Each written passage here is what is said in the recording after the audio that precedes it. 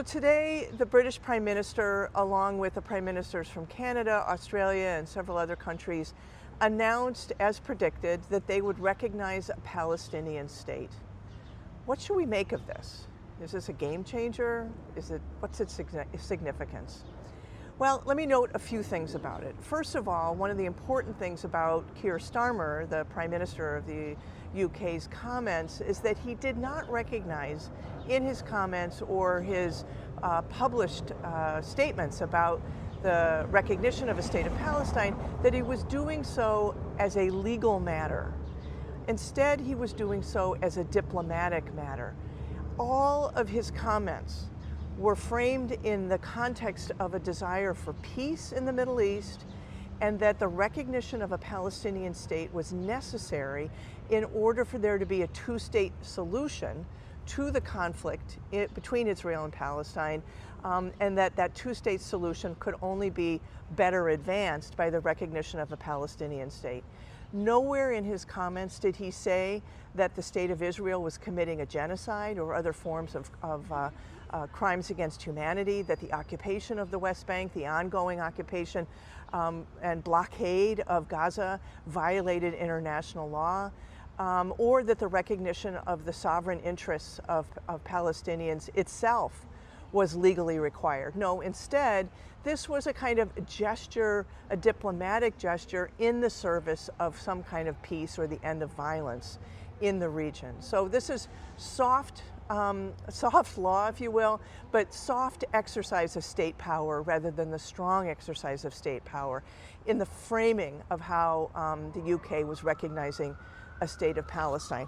Now, I find it hard to hear his comments, which I listen to on YouTube, and you can too, without hearkening back to the Balfour Declaration, which is the declaration of the UK's Secretary of State, Arthur Balfour, in 1917, in which he said, writing to who was the head of the Zionist community internationally, Lord Rothschild, at that time, he said in this declaration that the British government views with favor the establishment in Palestine of a national home for the Jewish people and will use their best endeavors to facilitate the achievement of this object.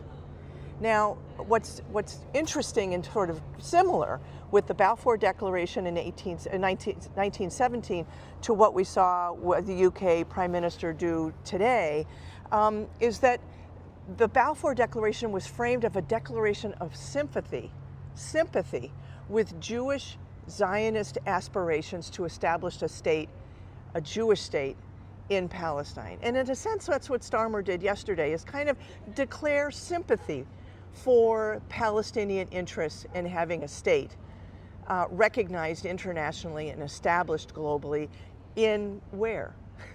In where? Not in the space that is Israel, but is in the Swiss cheese Bantustans that are left that have not been fully occupied by Israeli settlers.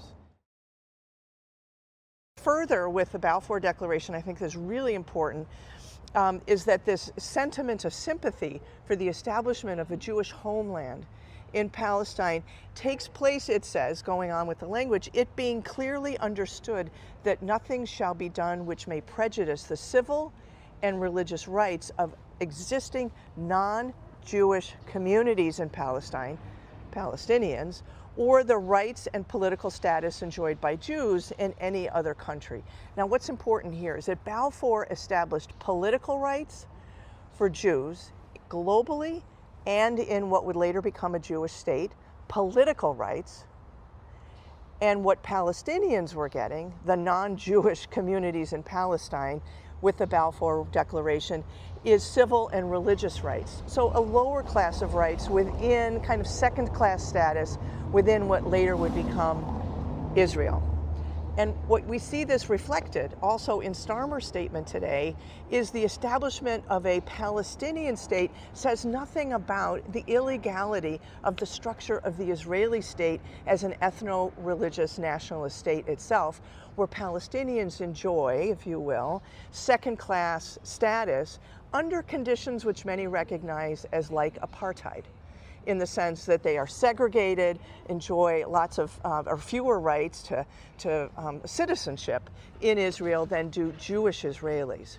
And so we continue to see a reaffirmation in Starmer's statement of the second-class status of Palestinians in Israel, while affirming the rights, political rights now, of Palestinians in something that might later become a Palestinian state. So apartheid is not challenged within the state of Israel.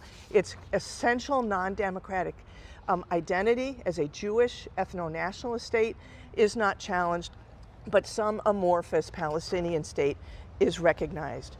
So I think today's a good day, as compared with others, for Palestinians and their rights, with these important countries recognizing a Palestinian state. But that recognition takes place against a backdrop where there are legal rights of Palestinians that continue to not be recognized.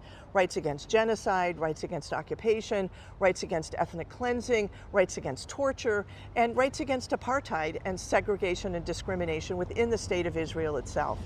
Those deprivations of rights remain unaddressed and unaddressable with the mere declaration of a state of Palestine. So yeah, it's good, but I think what Palestinians really want is an end to the violence, a recognition of the enduring nature, illegal nature of the occupation itself and the genocide that's going on at this point, and equal rights within Israel itself. So those things remain to be discussed, but were certainly not addressed in the declarations today.